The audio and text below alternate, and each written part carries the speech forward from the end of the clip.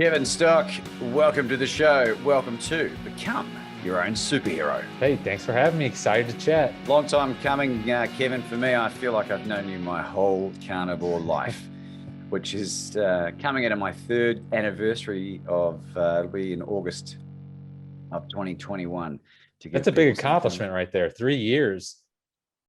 I know, right? I know. I feel like a stalwart in the this amazing. You're an OG. Well, I want to know how long have you been living this lifestyle, this carnivore diet lifestyle? I started eating only meat in about mid 2017. So it's been a number of years. Before that, I mean, I've been in health and fitness and kind of like a health and fitness kind of nut for most of my career, before my career as a young adult, even adolescent. It's kind of been the one driving passion of my life. So in that regard, 20 plus years. But for the first 20 years were, I say health and fitness, but it was really more fitness geared. I was an overweight kid, and I basically spent 20 years trying to figure out body composition, how to build muscle, how to lose weight, how to get the body I wanted, doing every crazy diet experiment you could imagine. And after 20 years or so, 15 plus years, I figured out how to get the body I wanted. I cracked like the fitness code, but I was missing the health code. So, while I looked like I wanted to look, I didn't feel like I wanted to feel. And I took a lot of the research I'd done in the past, funneling things through the sciences. I'm really kind of like a science guy. I've got degrees in chemistry and biology, went to dental school, really funneled all the sciences that I learned through health and fitness, really fitness. And then I went back and through the sciences, and which led me to removing first some plant-based foods, then all plant-based foods, and just eating mostly meat. And for the first time in my life, really in that health journey, eating significant amounts of red meat. So it seemed like a small dietary change, but it was actually quite dramatic. I went from eating basically little to no red meat to eating only red meat, and eating lots of vegetables to eating no vegetables. So yeah, that's kind of a quick overview of the journey. But yeah, I mean, I've never felt better. And my body composition, I say like the meat-based carnivore diet, you can have your steak and eat it too. You can get the body you want, and you can get the health you want. And it's like, I believe probably the only way you can have both those things. That's exactly how I feel. I'm so glad you said that. And to give people some context, because like you just sort of glossed over there, Kevin, you're a very qualified dentist who also specializes in sleep apnea, and which is something we can talk about in a minute, because I went and got the sleep apnea snoring surgery about 12 years ago, where they lasered out my throat and uvula and drilled out my nostrils. Okay, you had the works done. I had the works, yeah. And with the benefit of retrospect, maybe if I just cut out the cigarettes, the alcohol, and the excess weight with the carbohydrates, maybe it would have been okay. That would have been that'd have been a good first step. I mean, it sounds like you had UPPP surgery, which is one of the common ones, and man, that can be painful. And effectiveness is kind of up in the air for a lot of people. So yeah, that would have been my first recommendation. Well, you referenced the pain, Kevin, and I love using this analogy. I reference the pain being so significant that it might be the pain that you would experience if you gave a lightning bolt a blowjob. And it was, quite ironically, it was probably one of the first times I'd been in ketosis for a long time, because I couldn't eat anything. I had 7 days of work, and I lost 10 kilos, so 22 pounds. Whoa. And because I literally was like melting ice blocks, or whatever you call icy poles or whatever, on my lip, and sort of letting it go down. But even then I couldn't do a lot. And I think that's maybe a good place to start, because sleep apnea is something that affects a huge amount of people, and that includes snoring in any capacity as well. So what's some basic advice that you would give for people that are maybe experiencing something similar? Yeah, so I think it's kind of important to know basically what's going on, and we can just overly simplify things, but generally what's going on is you have a throat that you breathe through, and sleep apnea or snoring, we'll talk about both, because really you can visualize it on a continuum. But you have this throat that you breathe through, and sleep apnea, a real obstruction, means that throat is closed off. There's no air coming through, so you're basically suffocating. And this happens to people not only many times a night, but many times an hour. So if that happens 15 times an hour, that's considered 15 to 30 is considered moderate. Sleep apnea. 30 and above is considered severe sleep apnea. That's 30 times an hour that airway is shutting down to such a degree that either no air is going through or such a minimal amount of air is going through, it's causing your blood oxygen to drop. So basically you're getting obstruction in the airway. And it has really become extremely prevalent today, mostly because of what you alluded to. There's various things that are causing inflammation in the throat that can basically make a big open throat smaller. Like you said, smoking, that cause inflammation, shrink the airway. A lot of it has to do with it being overweight. So you get fatty deposits in your tongue. And if you look at a tongue, like in the mouth, if you were to cut the head open sideways and look at the tongue is like this really large muscle, and it can deposit significant amounts of fat, and that impedes on the size of the airway. And so a lot of people are depositing fat in the tongue. Their neck is real big, the airway shrinking, and that collapsing of the airway leads to snoring, which is on one end of the spectrum, and severe obstructive sleep apnea on the other end of the spectrum. Is that why, Kevin, that some severely obese people develop lisps or sort of mini speech impediments that do regress once they lose the weight? It can definitely be a contributing factor, because you're like, the tongue is not meant to be like a big fat bearing tissue. It's really a muscle that we use to articulate. And so when you put a bunch of fat in there, it's not able to have the mobility and articulation that it would be with that, a good, lean, strong tongue. Well, the comparison through DEXA scan that I got when I first quit refined carbohydrate, and I'm so glad that I did this. And then I quit alcohol, so I'll be celebrating my 5th year of sobriety, August 26th this year, which is the release date of the book Bet on You, folks, for all interested in an amazing memoir that's going to blow your head off. I'm looking forward to it. Well, I'll send you a copy signed. Don't you worry about that, Kevin. Least I could do.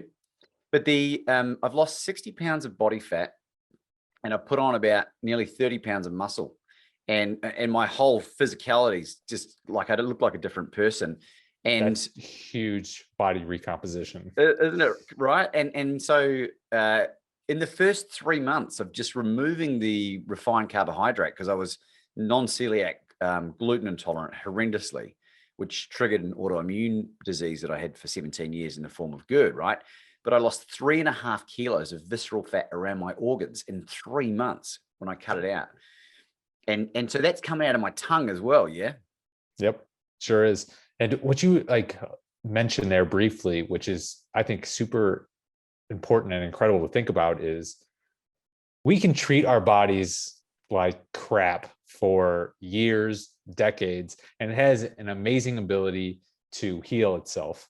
And all people have to do is let the body give it a chance to heal itself, and then be fed and nourished like it should be. And it does remarkable things, like losing 60 pounds of excess fat and building 30 pounds of lean body mass. Like, that is like staggering. And it does that relatively quickly if you think about it on the time scale of how many years went into putting on all that fat. And like, the body's an amazing thing, and it's very resilient. But yeah, most people would be good to let it do some healing. Well, it's a really good point, Kevin. And I haven't been smashing the gym. I've had periods where I've gone into the gym and experimented doing some raw bench press just to see what it's like. And I did enter one competition, but I didn't really prepare. I'm not as diligent at staying at task like you are, which we'll talk about some other stuff later on. But my body has sort of reached a homeostatic place. I'm carrying a little bit more weight than what I would like, and I have some goals to cut that down. And that has been underpinned by 48 days of no sugar. Sugar for me was a real challenge. Emotional eating, after giving up all the other stuff, drinking and drugs and gambling, and like sugar was just the thing. But I'm very, very happy to be able to stand in front of you and say it's nearly long enough now that I feel really confident that I've beaten it finally. Yep. And Yep. my body's starting to, recomposition itself. Because when I would binge, I would destroy like a liter of ice cream in a go, sometimes a liter and a half, sometimes two. And, you just can't get away with that kind of thing when you're eating as many other calories in the form of fat and protein. So I suppose a question for you, Kevin, is people that are battling with the sugar craving side of a low carb or carnivore diet, do you have any advice? Yeah, I used to have advice that was few things I've changed since, originally writing, I wrote a guide on how to do the carnivore diet late 2017, basically how I did it, how basically with the research, et cetera, et cetera. And most things have been consistent, but one thing I have changed is this thing that you're talking about regarding how to get into it. And I used to think everyone was like me, kind of like a type A personality. The only way you're going to beat this is give it all up, rip the Band-Aid off, don't slowly tip into the pool, jump right in, get used to it that way. Now, I have amended this belief. I think there's two paths for that can work. For some people kind of like me that just like to dive all in. I kind of have an addictive personality. I don't like to kind of like do anything halfway. It sounds like you're very much like that too. For me, and for those kind of personalities, I think ripping the Band-Aid off, look, let's get 30 days under our belt, let's get 90 days under our belt, and then evaluate from there. Because a lot of times that's what it takes to crush that craving. Now, what I've learned is there's other people that do much better with moderation than I do.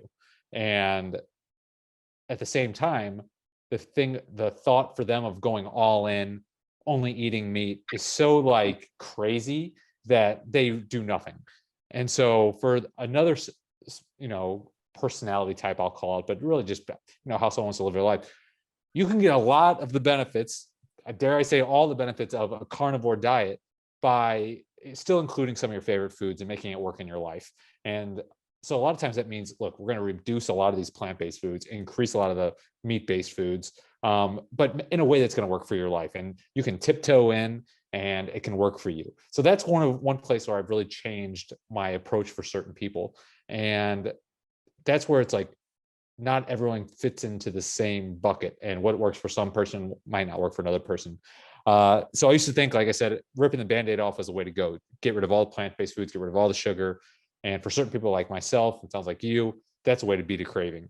For other people that do better with moderation, but if they take, let's just say they have a little bit of a sweet tooth for chocolate or whatever. I know that because my girlfriend, like, she likes to have her chocolate. If I told her, like, look, no more chocolate, you can't have it, that's failure before we even start. Yeah. So there is different approaches. I think that can work. And it's kind of like, you're talking about alcoholism. It's similar kind of addiction, but there are lots of people that can go out and have a couple beers here and there, and they're totally, they're not going to get addicted. But there's other people that are deep into alcoholism where one beer leads to another beer, leads to another beer, leads to relapse. And so there's a point, I think there's like a self-awareness that needs to be had around that. Yeah, it's a really brilliant point, Kevin. It sounds like you've developed significant amounts of empathy, which seems to be a beautiful byproduct of eating and being healthy, because I've certainly become way more empathetic. I'm less sympathetic, I think, but I can empathize a lot more. I don't tolerate bullshit, don't get me wrong. I'm right there with you. So yeah. That's kind of my MO. And I had another question, but it's gone. But the one that I really wanted to ask you was, over the last 3 years, Kevin, I have been the most productive human being on the planet versus my former life. And I would really love to know, because I think people think that I'm an anomaly, and I think they think that I'm just a freak. But I want to know what has improved in your life since you've been doing this. So it's a great question. And what I think a lot of people don't know maybe about my backstory is I was so focused basically on fitness side of health and fitness for so long, and understanding all the science and whatever. How can you create the body you want? 'Cause that's why a lot of Because people you're a change. national physique competitor as well. Yeah, I was, and I mean, I don't do competitions right now, at least. Some people are like, And "Good, do it." you looked unbelievable for those. And we'll put the links to your website and stuff so that people can check out what you look like, because it was very impressive. Anyway, Thank you. Well, so a consequence, the reason I got into, the only reason I'm here talking with you today is because I did not feel like I was fulfilling my potential in the mental space. Meaning, like, I liked how I looked and things like that, but I'm the kind of person, like, I have like this burning desire that I have like a potential and I need to fill it. And my brain was not, and I wasn't able to produce, like, I'm drinking a gallon of coffee a day just to try and stay awake through the afternoons and get done what I want to do. And I have all these big dreams that I want to go after. But if my mental and like my stamina, my daily energy and vitality isn't there, like, it's not happening. So that's actually what brought me to the carnivore diet ultimately. Was I figured out how to get fitness and get the body I want. And I was like, I don't have this health part figured out yet, because I'm not like vibrant and full energy yet. How do I get that? And I went back through a lot of the research, and I was familiar with phytotoxins and anti-nutrients and things, but I had not really taken them seriously. So that's when I started taking them out. And while I was taking those out, I knew I couldn't just live on lean chicken breast. So I started eating red meat for the first, in any significant quantities. And by pulling those two levers, I got the mental performance that I was after. And I just felt so great. I felt alive. My sleep was good. I woke up and I was like, boom, I'm up, ready to tackle the day. And yeah, if I look back since that time, like, what have I done since then? It's like, I've gotten a lot accomplished in the last just few years. And I've always kind of been kind of like an ambitious person, wanting to get a lot done, but it's like, it's gone to another level. It's like, yeah. So people think I'm Mr. like ADHD, like always going, always going, always going. But I mean, for me, that's like, that's life. That's what I want. I want to be going on all cylinders all day, every day. the list of your achievements is extraordinary, and I have to be careful, I must admit, to not compare myself to you. And I know Jordan Peterson talks about can never compare ourselves to anyone apart from the person we were the day before, because I when like that. we compare ourselves to other people, like the stuff that you've been doing, and for people listening or watching, you need to subscribe to Kevin's amazing weekly blog post or his newsletter. And I've been a religious reader of that for as long as I can remember. And there's always something going on.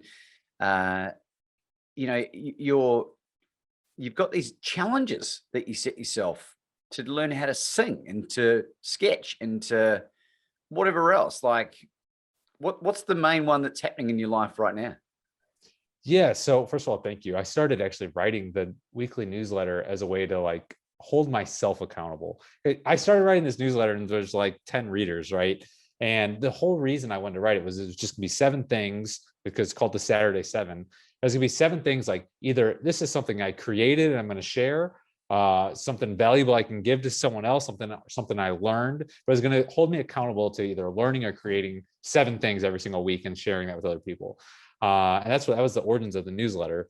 But yeah, so I've been doing these yearly challenges for a long time, and New Year's resolutions kind of get a bad rap because most people give up on them in the first month. I think it's like 90 something percent, like, don't make it out of the first week or 2 weeks or whatever. But I like it as a way to, I guess I should rewind. I have like this vision of what a life that I want to create. And I know to get to where I want to go, I need to really tackle one main thing kind of at a time. And once you get one thing going, it kind of goes on autopilot, and then I can tackle the next thing and it goes on autopilot. So the yearly challenges are a way that help me focus on what is something I want to do. And one of the things that I vision in my life that I wanted to have was, for example, I wanted to learn how to draw. And I'm very much kind of a left brain guy. If you know, left brain is more like math, science, analytical, always on time, like that kind of logical thinking. And right brain is classically like the creative, the arts and the music.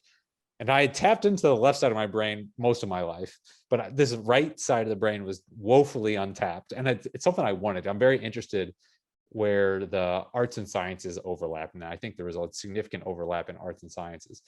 So yeah, 2019, I was like, okay, the challenge is to learn how to draw. 2020, the challenge was to try to learn how to make music. 2021 challenge is something I've actually, neglected in life is I never want to do anything in my life for money.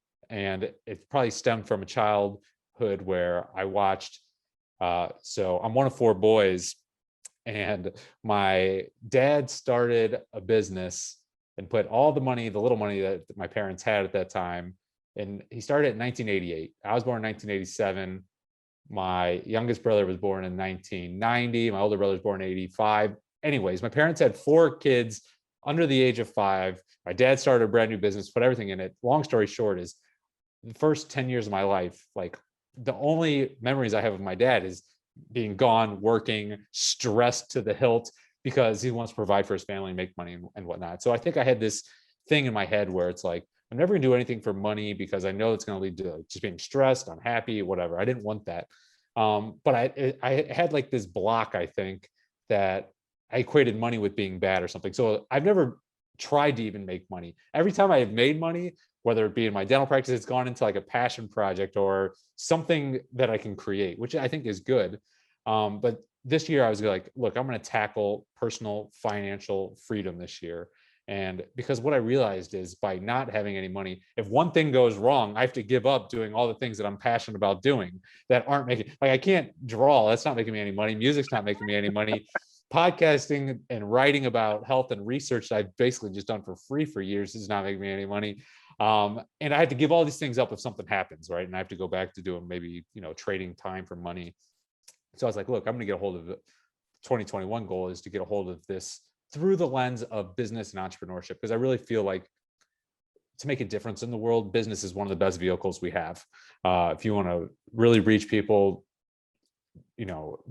business is one of the great vehicles, I think, to make a positive change in the world, or at least can be. So I have this company called NED, nasal EPAP dilator. It's a nasal device that I developed to help treat sleep disordered breathing. So it's an anti-snore device. And so that company, and then I have Meat Health, which started off just as a side project in 2017, where I was writing about all my research about meat and why I was doing what I was doing, et cetera, et cetera.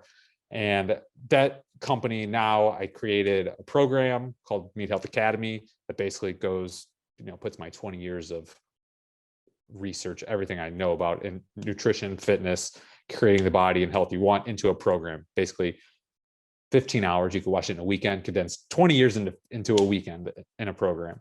So anyways, I got these two companies. My goal for 2021 was to each one of them do $1 million in revenue this year, which is outlandish. Still seems crazy. We're halfway through the year. No, it's not. Still haven't made really a dent in it, but we're working on it. But nonetheless, even if I fail, which is a high possibility, it's one of those things where I was actually just on a podcast this morning where we were talking about this. It's like, if you shoot for the stars and you land short, but you still are making progress. And that's really what I'm all about, is let's make progress. So that's 2021's goal. Our New Year's challenge is more business entrepreneurship, creating some kind of financial freedom where I'm more free to not have to worry about not being able to do the things I'm passionate about and things I love doing.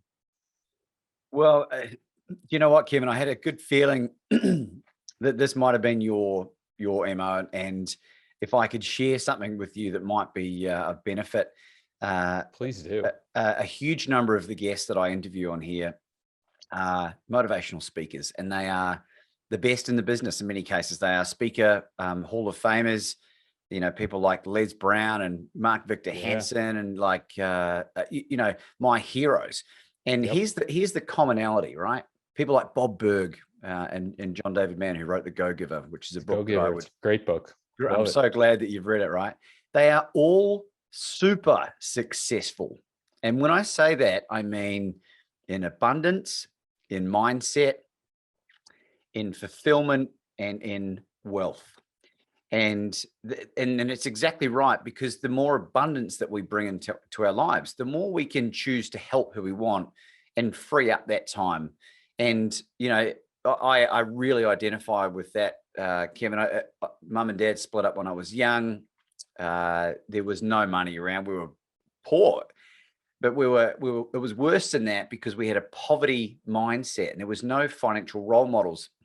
I'm very happy to announce that, like, I've unlearned a lot of those negative mindsets and have now surrounding myself with these people that are super duper successful and have that fulfillment. And the great Zig Ziglar, and I've used this quote many times, and I'll use it many more times. He says, "You can get whatever you want, Kevin, as long as you help enough other people get what they want." And yep, I love Zig. And so, don't ever stop doing what you're doing, because the value that I know that you have directly created and you've impacted people. I can't tell you the number of people that I've sent your 30-day how to do the carnivore guide to. I think over 1,000. It would be over 1,000. And everyone that's taken heed is their life is improved exponentially. And the great thing is, Mark Victor Hansen, who I interviewed recently, the Chicken Soup for the Soul guy. Oh yeah. He wants to create 1 million millionaires. And because when we create wealth and abundance with other people, it lifts everyone collectively up. And that's exactly what this community's, for the most part, really great at. And I think it comes down to the fact that we're healthy. What are your thoughts on that? I think you mentioned a lot of incredibly important things. One is you surround yourself with other people that think like that, which I think is one of the most powerful things that anyone can do to change their circumstance. And the power of community and other people rubbing off on each other, I think, is more important than almost anything. And I've seen it in small ways. For example, like with my Learn to Draw challenge, it was just like I joined this one program and they had like this group where other people would submit their work and the instructor would like give feedback and things like that. But I got involved with this group and their standards, I was like, it opened my mind up to possibilities. I'm like, whoa, that is unbelievable. And that becomes more normal. And so what seemed like just absolutely unbelievable, over time, you spend time in that community, it just becomes like a new normal. And my drawing started to elevate. And in the program I created, we have a mastermind. And the only reason I have that mastermind is because I know the power of having a community, that how powerful it is, because we become, what's normal for some person to have a certain result is very strange for another person. And if that person wants that result, it needs to become more normal for that person. They need to see it as not like some astronomical change. So yeah, I think there is this power in community that is very important. And one of the things that, I've done that has helped me, and it sounds like you have done, is surround yourself with these people, whether like if you have the privilege of like interviewing them and things like that. But what I've done is just read their books, listen to audiobooks, always have them in my ear, to help me with that, like gain these different views and mindsets of abundance. And because it's one of those things, like I realized that like I probably had a block, like a financial block from my growing up, seeing like struggling, you have to work hard, you have to be stressed, money's not easy to come by, et cetera, et cetera, et cetera. Going after money is going to make you unhappy, stressed, whatever. When I think the truth is, like you said, it's kind of like you got to put the air mask on yourself first if you want to save anyone else around you.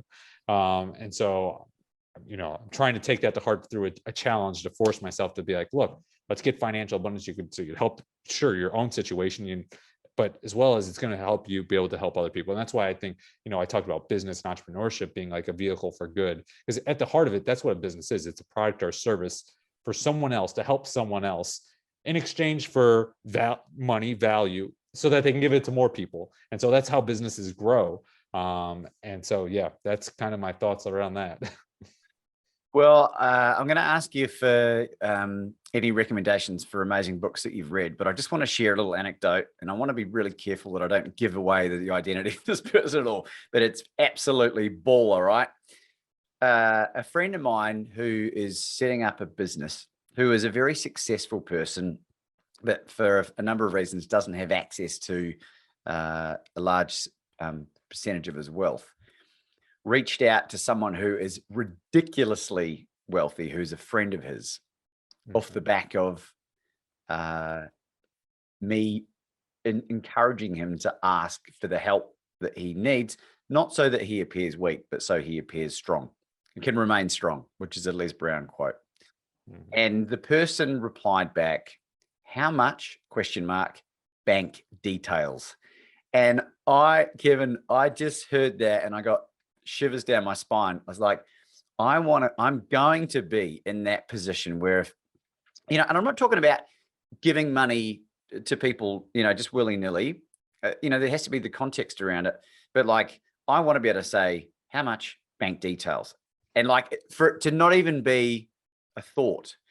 And I think, when you surround, like you say, when you surround yourself with people that normalize this kind of behavior, you give yourself permission to really grow in a way that just, this is really world-class level stuff. Yep. So I hope people can get something from that. But I want to know your favorite books. Do you have any that you're reading at the moment that are really brilliant? I've always been an avid, I shouldn't say always, I've been an avid reader ever since I got out of school is when I really started taking up the real education. So I tend to find it most useful today to read a book that is immediately applicable. Now, that's not always necessary, because I think just having some kind of positive message subconsciously changing your worldviews is always important. But like, for example, since my New Year's challenge is business and entrepreneurship, and really kind of like digital marketing is kind of where a lot of this is coming in. I've read hundreds of business books, and I'm reading ones right now by Russell Brunson, who's big in internet marketing. Basically, he's got a trilogy series you can just get for $7 a book, which I think are full of excellent strategies and things like that, ways to look at business. But I've read tons of interesting business books that I can't even remember all of them offhand. I mean, there's certain books I've read many times, like Dale Carnegie's How to Win Friends and Influence People, Mike Masterson's book, Ready, Fire, Aim. I haven't read it in a long time, but I read that book like probably 7 to 10 times. Like, there's certain books that really resonated with me that I read many times. But it depends. I think, where someone is in their life and where they want to be. The books I might read might be totally irrelevant for them, but there is a book that's probably perfect for them. And finding those right books, it really depends on where someone wants to go. So, I mean, with regards to business, I think, there's lots of fabulous business books. Like you mentioned, The Go-Giver, which is kind of like, if you want to base the foundation, you need a reason. Like, it's not full of like business tactics, but a business mindset that is super important. The books I'm reading right now are full of tactics, which are very important as well, if you want to get results. So, I mean, probably one of the best things that I could say is, like, everyone should be a lifelong learner, reader. Like, the ROI on that is infinite. And it seems to be for me at least, a direct byproduct of being healthy and not having brain fog, right? My reading list, it's a pretty accurate estimate, but it's nearly 500 books now in the last 4.5 years. And that's a lot. And well, what's happened, Kevin, is the podcast was created just over a year ago, and out of respect for my guests, I would read their books. And I wasn't able to read all of them because Mark Victor Hansen's released like 365, but I've read a good chunk of them, and helps get a really good insight. And so not only do I get the insight to be able to interview better, but I acquire that knowledge. And then when I wrote my own book, I had a meeting with an editor the other day, this wonderful woman, Anne Shabani, who studied at Harvard, like, amazing woman. And she said to me, when she heard a chapter, I read her the first chapter of my book, and she was so complimentary, but she said, Laban, it's really obvious that not only have you read a huge number of books, but you've retained that information as well.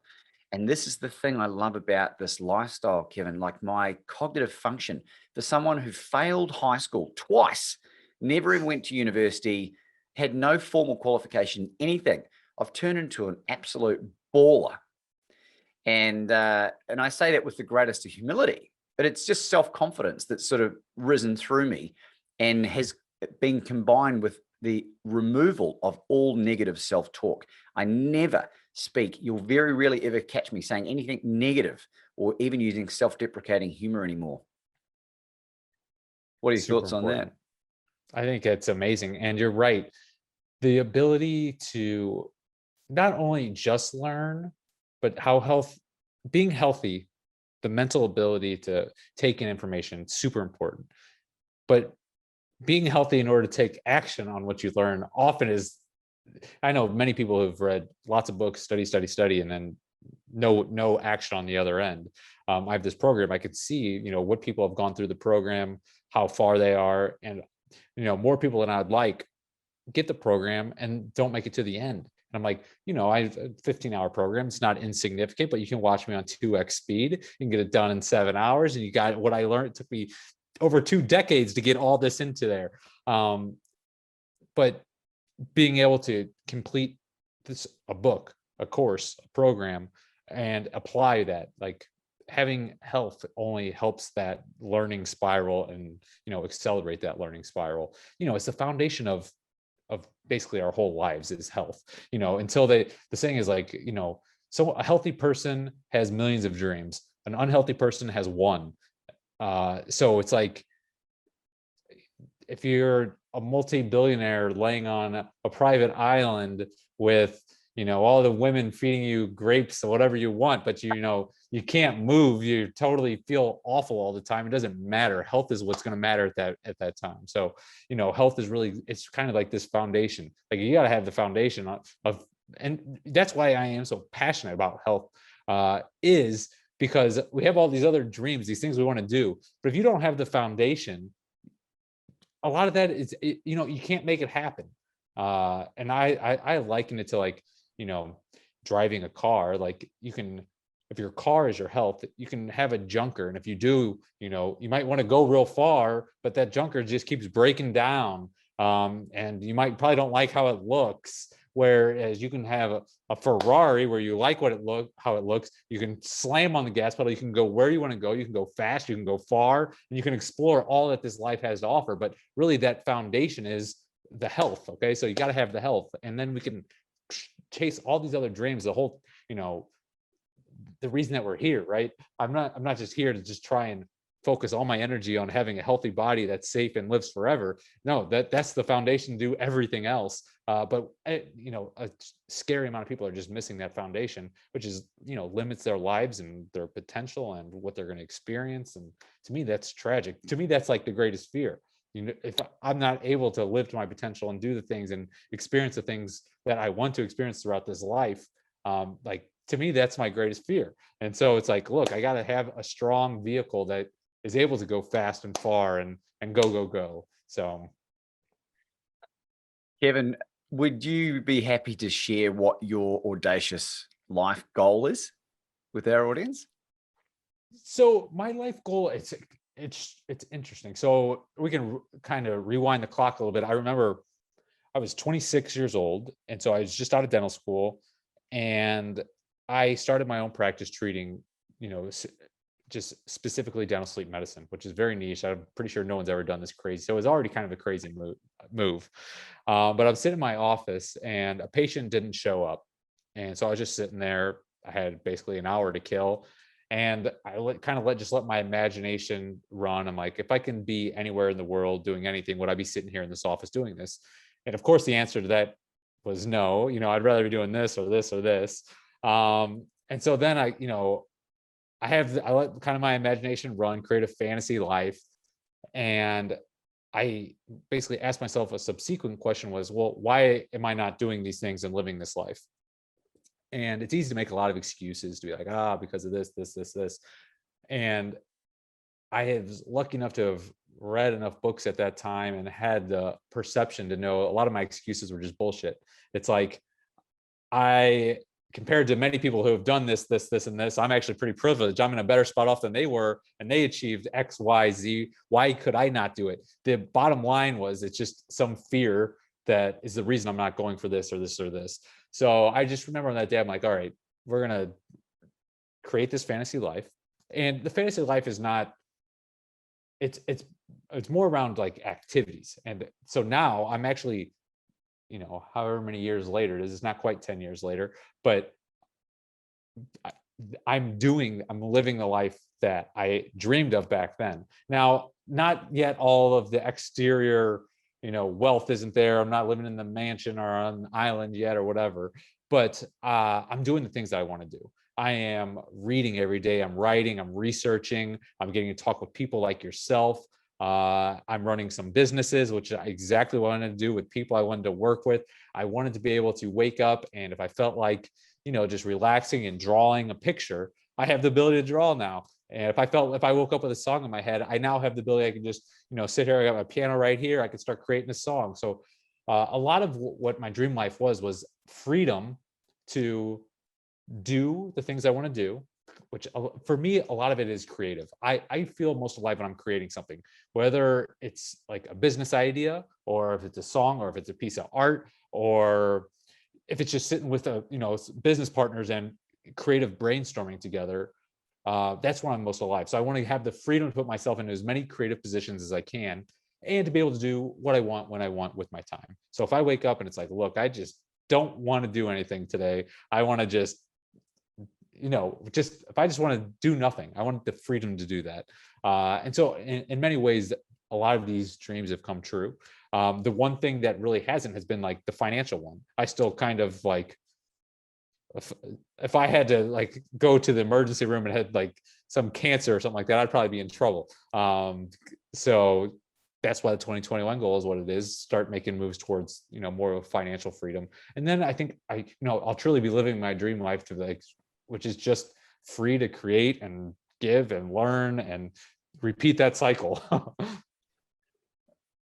I really love that, Kevin, and I respect that tremendously, and I can identify with a lot of what you're talking about there. And one thing I would disagree with is if you got cancer, two things, maybe some dry fasting, but depending on what it was, if you think about who you know and who you have in your network now, because of this community, I know that I can draw upon any of those relationships to get help, and someone will be able to help me.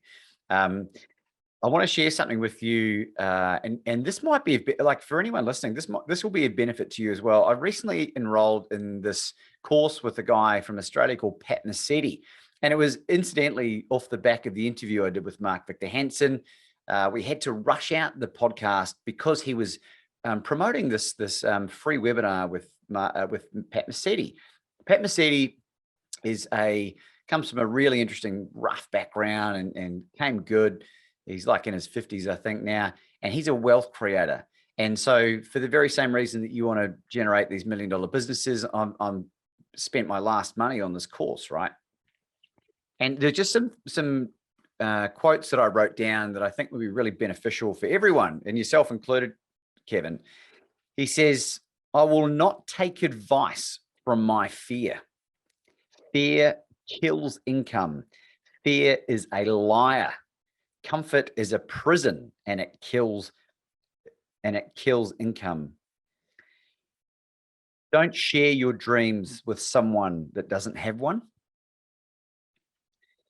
He said personally, I've never met a hater or a troll doing better than me, which I thought was brilliant. This one's really profound. I am not a problem to be fixed. I am not a problem to be fixed. I am an experience to be had. And the last one, honor is magnetic and attractive. Honor is magnetic and attractive. And Pat Massetti, Massetti.com, MESITI. I highly recommend it. I love those. Yeah. I love those. I had a quote that is stuck in my head for a long time is, rarely will ever anyone criticize you that is doing more than you. And so if I am ever tempted to criticize anyone or anything, I'm always like, wait, is that person like doing more than me? I was critical of Elon Musk recently, and I'm like, well, hold on a second. That guy's doing a lot. So was that after he went on about the energy uses from Bitcoin, and your Bitcoin portfolio went through the floor? Yeah, because I felt like the statements he made around Bitcoin were either ill-informed or which would shock me if his opinions are ill-informed. I mean, the company that he runs put $1.5 billion into Bitcoin. I think he'd done a little bit like his research. But yeah, his comments around Bitcoin seemed either ill-informed, or maybe there's an ulterior agenda, or maybe some government agencies like, hold on. And so then, Elon Musk to me has never been the one to be a puppet to anyone. SEC says do something, he kind of sticks the middle finger out to him. And I think that's why a lot of people like him. He's very much an independent thinker, and not going to just do what some authority is going to tell him to do. But yeah, that's why I was critical of him. But I was like, hold on, don't be too critical. This guy's doing a lot. Can't say I'm at that level. So yeah. Yeah, it's spot on. And incidentally, I mean, look how much wealth he has, and that wealth frees him up from the tyranny of puppetry. A good friend of mine who I'd love to introduce you to, Kevin, she was referred to me by Dr. Chris Kenobi. She's a nutritional deficiency expert, an iron deficiency expert, Lisa Emerson. She's a scientist, and she's an animal and human nutrition expert. She sent me a photograph. We've become quite good friends. We're very good friends, in fact. She sent me this photograph of two people from an advertisement, which must have been in the 60s. And it was, they were both smoking cigarettes, male and female. It's like, how do these people stay so slim? And it was like Diet Tab soda. And Tab is one of the most famous brands of soda in North America. And yeah, it's like a Coca-Cola type equivalent, I would have thought. Is that right? Yeah. And I just thought about it when I looked at the picture, and I was like, people now, I certainly did, we're looking back at that picture thinking, how naive were we back then, right? It's going to be no different with the benefit of retrospect. And the reason I share that with you is that comment regarding, our knowledge. I had Professor Barry Marshall on, who's a Nobel Prize winning gastroenterologist. He's the guy that swallowed the Helicobacter pylori to prove that it wasn't spices and caffeine that caused ulcers. And I had knowledge that he wasn't able to, that he didn't. And it's not a slight on Professor Marshall at all, but it was regarding the fact that I haven't had any fiber in my diet for the last 3 years. And I wanted to know, him to explain, if he could, some of the other stuff that's been going on. And he didn't know. And so here's someone who has a Nobel Prize in his field who doesn't know something that I feel like I've got a reasonable grasp on why it works, right? I'm not so arrogant to say that I've got the answers, but I think that's a really important distinction. Like, and when we realize that as human beings, we can develop to a point where we can add value in people that we put on a pedestal and really normalize those levels. So I see myself as a peer now to everyone that I meet, rather than a sycophantic, subservient, the master-slave relationship. And I was just curious to know your thoughts on that. I think I try and view everyone through that lens, because like you said, everyone I meet, there's something I can learn from someone. And like you just said, there's so much that we don't know. As much as I feel like I've gone down the rabbit hole in nutrition, something I am always talking about, especially when it comes, like you mentioned, like a microbiome. I'm like, the only thing we know about the microbiome is basically how much we don't know about it at this stage. And so 100%, like I tend to be, I think I would consider myself quite open-minded, and I make conclusions from evidence and research to the best I can. But there's a saying that I like, is have strong opinions loosely held. And so I like to get to a point where, if I'm trying to help someone, I want to make sure that I have done my due diligence, where I feel like I can have a strong opinion, but not so strong that I'm closed-minded to alternatives. And so that's how I feel like is a good place to operate, where, if you're just closed-minded, that's a huge blind spot. I mean, that's just waiting to get wrecked. But if you don't make decisions, that's equally as bad. You need to try and, wade through what's going to work, what's not going to work. And so it's kind of a motto that, I've used to guide decisions and frameworks and ways to think about things. What is something that you've learned relatively recently that's altered your whole outlook on life, or close Ooh. enough to it? Could be around the carnivore diet, or Nutritionally, what about my fructose? What about fructose? Yeah, Paul Saladino has been reintroduced honey, and seems to think fruc- it's I think, I mean, I haven't changed my mind much around that yet. I think I kind of stood from the point that we can eat some of these natural plant-based foods. By natural, they are quite unnatural compared to ancestral versions of these fruits and such, and we eat them in quantities that are unnatural. However, the body has ways of dealing with certain amount of fructose and being able to eat some amount of honey, certain amount of fruits, certain amount of plants, especially if they're prepared properly. But I think it's easily overdone. Most of the world is woefully on the other side of that spectrum. And so I'm not going to say that's something I've changed my mind about strictly. It's kind of a position I've held for, at least 4 or 5 years now. Before that, I would say, kind of my awakening period was kind of what I talked about earlier. It's like, okay, this is what got me fitness, but it didn't get me health. How can I get health and fitness? And that's where the red meat and the dramatic reduction, elimination of plant-based foods was kind of, well, I mean, it was quite a tremendous paradigm worldview shift. And the only way that was possible is because I had a corner of my mind that I left open. I was very much like, look, I don't want to say overly confident, but someone could come to me in any shape, and I'm like, look, this is just a matter of science. You can lose fat. Like, it's not like maybe we can lose the fat. I was like, there was no question. I was like, this is how it's done, A, B, C, D. But there was more to the story at that time, because I could have got them the body they wanted, but if they felt terrible and they felt deprived and they, were suffering and couldn't get it to stick, well, then that would be a very mild success. Now I feel much more confident that I could help someone not only get the body they want, but also maintain it for life and feel good and, have the whole health and fitness part of it.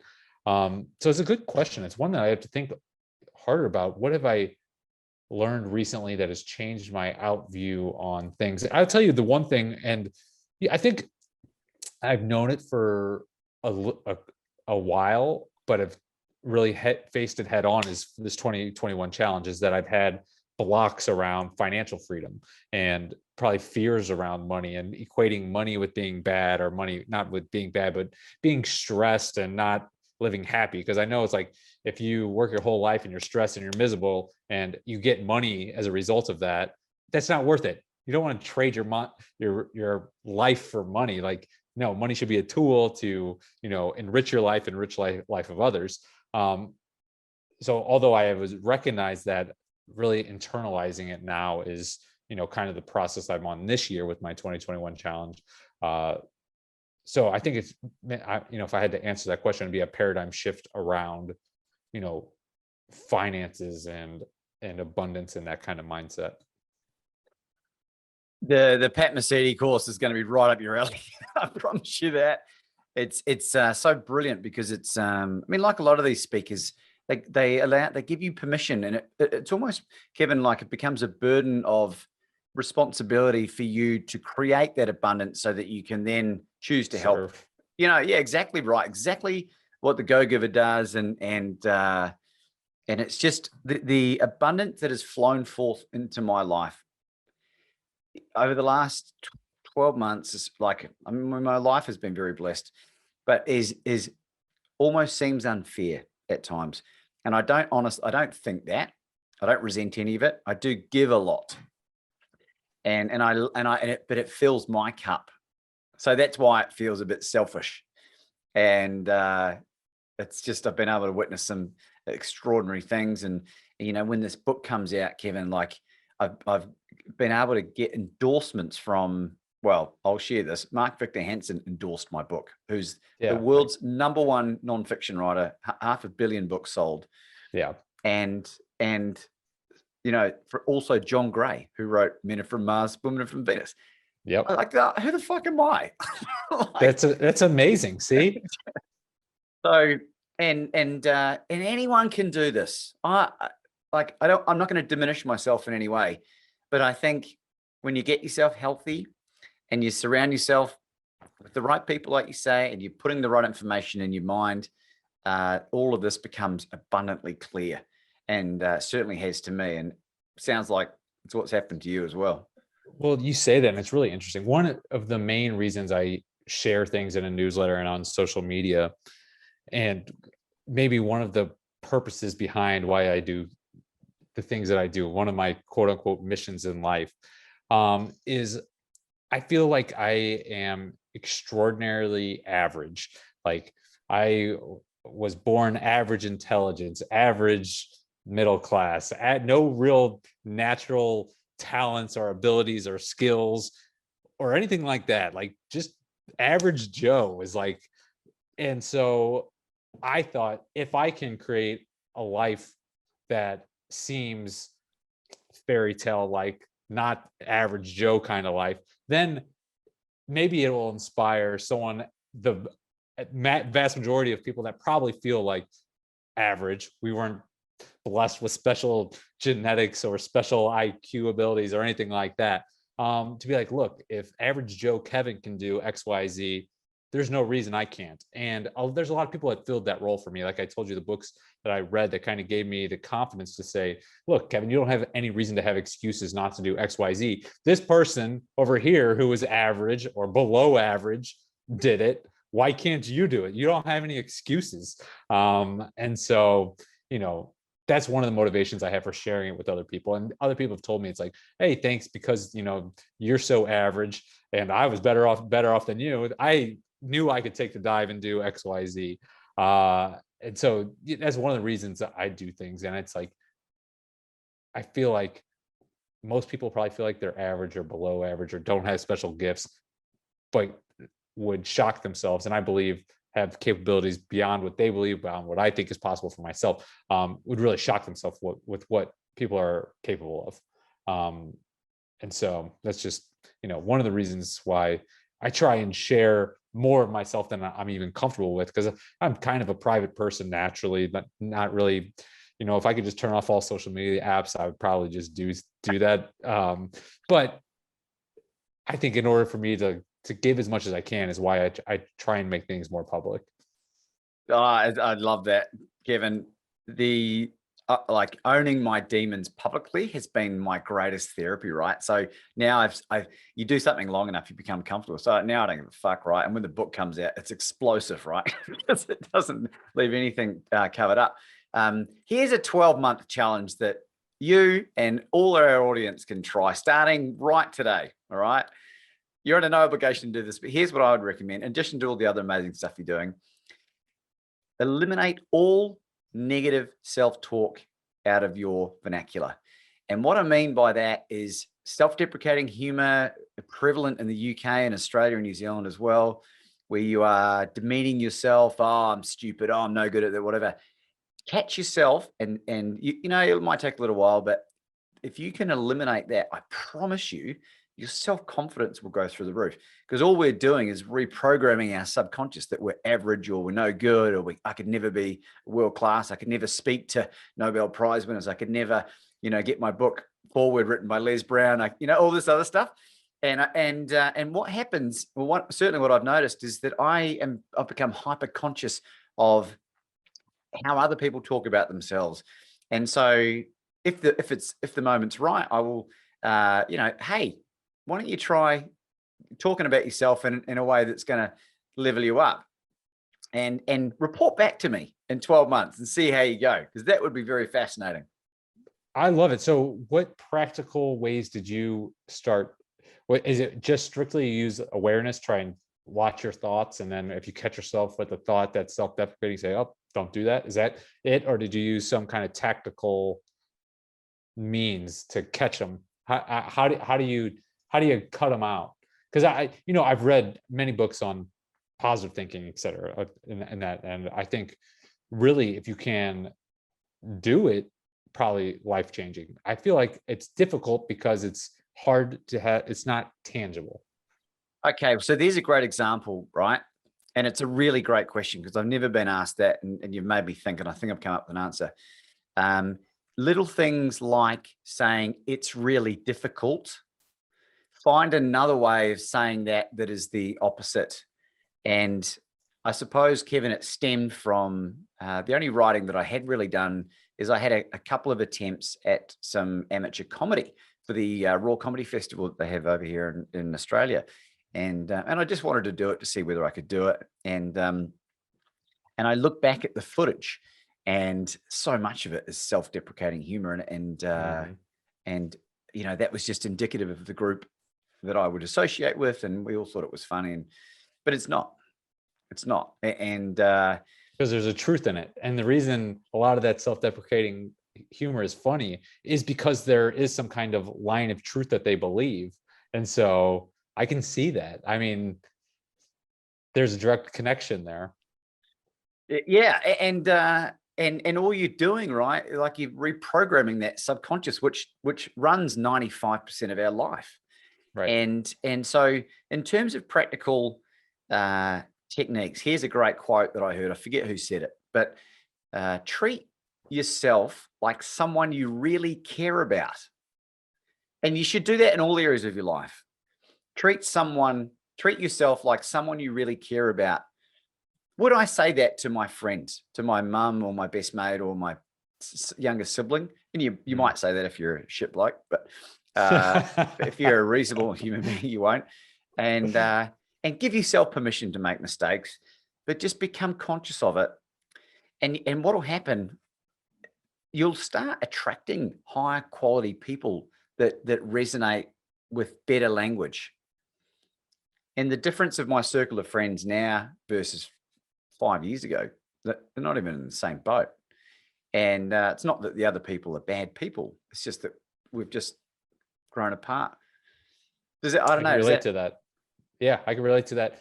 What was actually hard for me is the noticeable shift in my life that came probably around when I was in dental school, and long story short, kind of became more self-determined. Like, I'm not just going to follow some path, like, because I felt like I just followed the standard path. Like, you need to go to high school and get good grades to get into a good college. You need to get grades in college so you can go to professional school. Go through professional school, you're going to be a dentist, set up a practice, but XYZ, have a wife, 3 kids, white picket fence, etc. Yeah.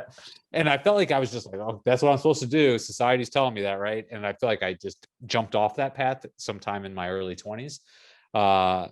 And it's very clear that after I jumped off that path, there was the divide between, all my old friends. And for a long time, there was just an absence of other people because I just didn't know anyone else who was thinking, like, dreaming and had dreams and wanted to do things not the way society would recommend you do things, take a risk on this and do this and not want to settle for that.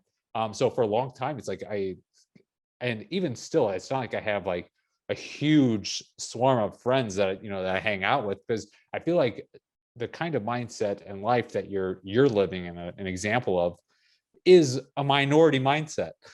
Not most people have that mindset. So it's harder to relate and basically have that camaraderie of similar worldviews with other people, because there's just fewer people that think like you. And so one of the hard things in my shift was like, okay, I'm okay being alone. And I had friends in the terms of books and things like that. But there is like, I personally experienced a significant divide from, the people I hung out with in college and high school and, the parties and drinking and whatnot, to someone that was not going to do something the way that society is, expects a dentist to do, for sure. Like, I probably have the strangest dental career in maybe the history of dental careers. So yeah, what you're saying is real, and it's super important. Probably I need to make a more conscious effort, to befriend people like yourself and spend more time with people with yourself. Like, this is great. And I feel like, have more of these people like yourself in my area that I could spend more time with, would just, take me, keep going to the next level. A mentor of mine, Carolyn Stenhouse, who really encouraged me to get into speaking, said to me that people come into our lives for a reason, a season, or a lifetime, which is really ironic because we don't speak anymore.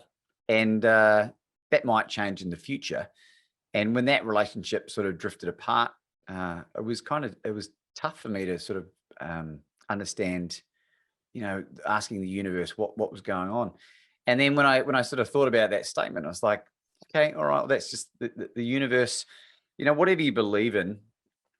I think there's this underlying confidence that I have that the universe will work itself out if I'm doing the right things. And that's the great mindset that I've developed. I'm not religious at all, Kevin, but I've become very spiritual, and I know that if I follow the laws of whatever, if we're in a simulation or whatever it is that we're in, right? I feel like I've figured out a number of the laws, and this law of abundance mindset and giving and are working. They are working, and you'll grow a little bit, and you'll have this circle of friends, and then you'll move over here, and all of a sudden, but the more true to yourself you can be, the higher quality people that you'll attract. And this might be beneficial. This is some more stuff that Pat Massetti was talking about. And this is really geared at people that aren't living their purpose. And I'm really blessed that I figured out my reason for being on this planet. It took me to get to 38, 39, but Do you mind sharing it? Oh, 100. Yeah. I love talking about the stuff. So I know, Kevin, that my reason for being on this planet is to become the world's most positively influential speaker. Wow. I love that. That's a powerful statement. And I feel it. I feel it like courses through my veins when I say that. And I think because I've cleared all the distractive crap in the terms of the escapism and the drugs and the alcohol and the gambling and the other sex and stuff, that I've become way more in tune with my vibrational frequency, right? Whether you believe in this stuff or not. Like, I would have laughed in your face 5 years ago if I'd been having this conversation, right? But Pat says, what do you find effortless that other people find difficult? What do you find effortless that other people find difficult? This is effortless for me, Kevin. And I know it would be most people's worst nightmare. Second question, what do people ask me for help with? What do people ask me for help with? And it might take a little while to get the juices flowing, but think about it. What energizes me? Really important. And then the last one, what would my ideal job be, right? And I think if you can answer those questions, and it might take you a little while, you'll head down that path. And because you're doing what you are destined to do, it doesn't feel like work. And so your productivity levels go through the roof. What are your thoughts on that? I love those questions. I've heard someone else say that, especially the first one, before. What do you find effortless that other people, it seems like work to other people, and you, it's like, it's play. What is play to you? It's work to other people. It's a good thing. One thing that I would add, because I had struggled with this, because maybe this is weird, I don't know, but maybe people do ask themselves these questions from a young age. I was asking myself these questions, and I felt bad because I couldn't figure out an answer. And it became clear to me that for me, for example, I watched just an example. I watched a documentary a year ago or so with Senna, who's a famous, great race car driver. Yeah. And Senna, all he wanted to do was drive his race car. When he was awake, that's all he was thinking about. He was either thinking about it, planning, doing it, breathing it. He was asleep, he was dreaming about it. And he knew his purpose. It was easy. That was it. Lots of people like this, probably, LeBron James, anyone that's number one in their field, probably very similar. And I felt bad because there was nothing I could find. And this came clear to me in dental school. Because I asked myself, like, would I be happy being a dentist doing drip fillings and crowns, 8 hours a day, 5 days a week for 40 years? The answer was hell no. That's not fulfilling to me. But what I didn't realize till later that, and maybe this will change over time, but right now there's nothing that I could do all day long that is going to fulfill me. For example, I love working out, and I love working out for 1 hour a day, not 8 hours a day. I love reading. I love researching. I love writing. I would not want to do those things 8 hours a day, every day. I love drawing. I've learned to love drawing. Don't want to do that 8 hours a day. Music, don't want to do it 8 hours a day. Love doing it for an hour or two a day, here or there. So basically, it's a long way of me saying that there's so much that I love doing, but for me, it has to be, it's more about the quality, not quantity so much. So 1 hour of really diving deep into research and writing, and then I'm like, all right, I'm done with that. Now I can go into my next passion thing, this next passion. And it seems very ADHD. This guy doesn't have any focus. And that's why I felt bad about it for a long time. I felt kind of guilty. It's like, man, I know the way to, becoming number one or being the best or being, is laser focused, block out everything else out. And I knew there was like nothing, because I was like, there's nothing that's gonna do that for me. As a kid, you could have asked someone like in high school, like, oh, what's Kevin going to do? And I was very much into the fitness, like research, writing, working out, but I didn't want to be a personal trainer. I know I would have been very unhappy if I was doing personal training 8 hours a day. But that doesn't mean I still have the passion for health and fitness, and I am reading books. I'm reading research. I'm writing every day about it. But I'm not doing it 8 hours a day. And I'm not doing it 7 days a week, 8 hours a day for 40 years. So long answer short is, for me, it is, I feel like everyone has a different purpose. Someone like you that just knows that it's clear, this is it. That's amazing. I'm jealous of people like you. I think there's other people that maybe more like me, where it's maybe not one thing, but maybe you like to do 5 things, and you can do those 5 things. But you got to give them the due diligence. You got to be serious about it. You got to, go into them. But it doesn't have to be all consuming. So that's kind of how, I've given myself the permission to be unfocused. Even though I feel very focused on all my things, it's just not the only thing. And when I gave myself permission to explore all my desires and all my potentials in all these other areas, is when I really started feeling like free. And I really started feeling like I was becoming more myself. Like, oh, I'm discovering who I am and what I love and how I want to live and what goals I want to go after. And it wasn't until I gave myself permission to be a little bit, scatterbrained, that, that came to life. So just another perspective on it. Well, it's really important, because I think people, if you took me back 5 years and I was listening to this, I'd be like, oh man, like, what's easy for you to say, like you're sort of heading that direction. I worked really hard, and I tried a lot of things, a lot. And you've got to put yourself out there and got to make yourself available and be vulnerable as fuck, because that's the only way that you'll figure this out. And then incidentally, it ended up being the most obvious thing right in front of me. It's something that I've been doing and interested in my whole life, but I needed to go through the transformational part of my journey to get my shit sorted so I could focus on doing what I actually love doing. Right.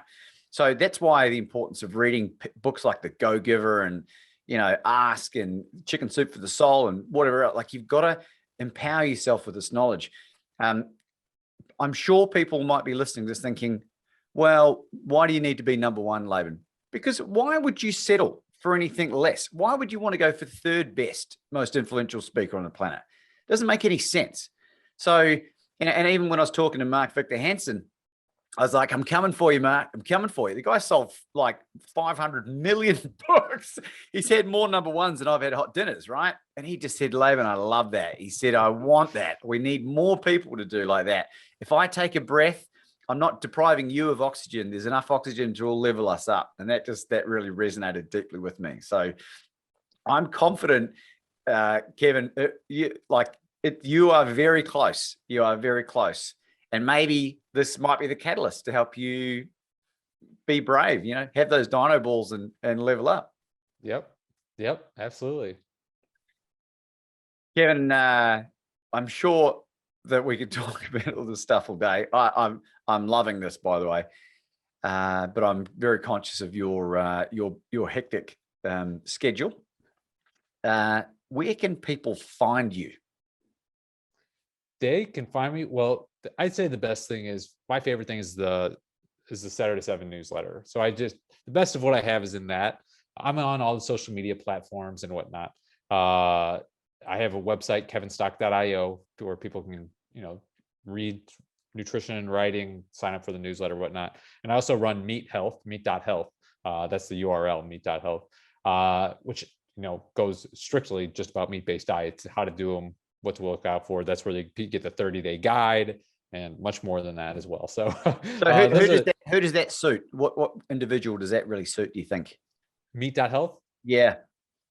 It suits anyone thinking about doing a meat-based diet, anyone that's into it and having any kind of issues, anyone that is doing it, feeling great, and yet wants to still get improved body composition a little bit.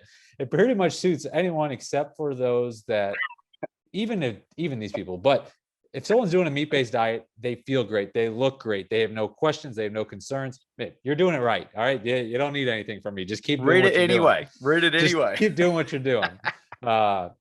So yeah, that's it.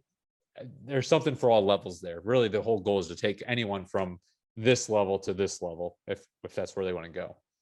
Well, we'll put the links below on the YouTube and for people in the show notes for the podcast. I want to like keep learning, and because I don't think anyone's fully nailed it. I don't know anyone that would ever be arrogant enough to say they've fully nailed it. So you can always learn something. I learned something really interesting the other day. I interviewed Tucker Goodrich. I don't know if you know that name. He's an American guy who had what he thought was a stroke at 38, and it was end up being reclassified as a migraine. And what it was, he had this horrendous intolerance to linoleic acid and omega-6 from seed oils, right? And so he's got a lot of same insights from Paul Saldana and Chris Kenobi and these other doctors, right? Mm-hmm. And he was on an interview with Dave Gornsky, who's got his own channel. And they were interviewing these really smart guys, professors, and they were talking about, I don't want to get the number wrong, but I think it might be a little bit out. It's like 75% of all the medication sold by weight in North America blocks the omega-6 pathway. And I might be saying that wrong. What it does, what they've figured out is that excessive amounts of omega-6 and linoleic acid cause inflammation, or it blocks the inflammatory pathway. So when you take an Advil or a Panadol or whatever it is, it's basically blocking that inflammatory pathway. Does that make sense? Yep. And I was just like, holy shit. So like all of the chronic disease, or well, by the sounds of it, is due to excessive amounts of omega-6 or linoleic acid, which is all the seed oils and all the processed shit. Is it Tucker Goodrich? Is that who you're talking about? Yeah. What did I say? Tucker Goodrich. Yeah, no, I'm sorry. You said his name and I was like, oh, wait, I know that name. Tucker. Yes. I know Tucker. You started talking about seed oils, and I was going to be first thing I always talk about is Tucker Goodrich, because he does fabulous research on seed oils. One of the things I tell people, like, look, if you want to take your health to the next step, just first thing, if you want to do one thing, stop eating seed oils. Okay. Full stop, cut the seed oils out of here. They should not be eating those. Yeah. Tucker, he's awesome. Yeah. So maybe I'll put that show in the thing. That's fascinating, quite technical, but yeah, he's a real smart guy. Amazing. Yeah. Amazing individual. Do you have any concluding thoughts for our audience today, Kevin? I mean, we could conclude thoughts on all kinds of things. I think kind of at the heart of things, because most people who know me, or at least come to me through generally nutrition. And to me, nutrition is more than much more than just, getting the body you want. And it's more than just feeling good, but it's more this base that we were talking about earlier. My concluding thoughts is why people should really take health like their number one priority, is because it really is the engine that's driving the life. And people aren't listening to this show unless they want, like, they're achievers. They want the best life. They want their potential. And, I'm right there with you. Good for you. And if you want to reach that potential, the only way it's possible is if you optimize your health. If you make it a priority, make your sleep priority, make sure you're breathing through your nose. We didn't talk much about sleep, but super important. Breathe through your nose, get good sleep, get your diet right, and this will be the foundation. This will give you the engine to, you know, not only chase your dreams, achieve your dreams, live the life that you want to live, reach your potential. And, you know, that's the core thing for me. I think it's probably like a core thing for a lot of your listeners as well, is like, look, we're here, we're humans on this planet for a limited amount of time. I want to get all that I can out of it. And if you want to get all you can out of it, you got to take care of the vehicle that you're running around this planet on. And, you know, there's some key things that you can do to take care of, you know, that vehicle. And the understanding that meat is the foundation of, you know, our human body. That's the foundation nourishment. Let's get rid of the junk that's going to hurt us. Things like the seed oils, things like excessive sugar consumption. You know, just those two things can make the world of a difference in someone's, you know, health and ultimately their life. So that would be my concluding message. If I have to say, take care of the temple, the vehicle, the body that you're taking around with you on this journey, so that you can get the most out of it. Ladies and gentlemen, Dr. Kevin Stuck. Well, thank you for having me on. It's been, you know, a delight talking with you.